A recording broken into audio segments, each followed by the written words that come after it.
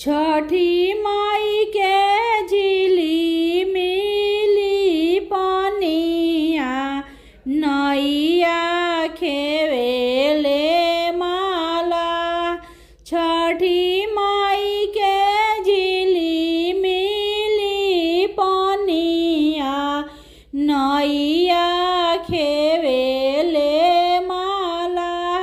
नैया खेवेले माला ताई नैया बैठेले कवन सेवखा चंदन शोभेला लीलार।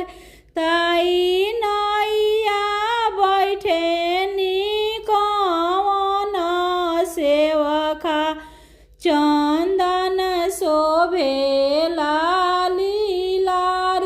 हाथ जोड़ी बैठे उनकर धनिया सेनुर चमके लीलार।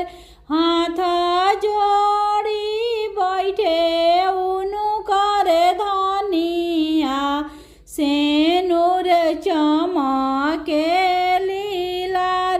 गोदिया में बैठे ले आलोक बाबू आमा हम चलब घाट।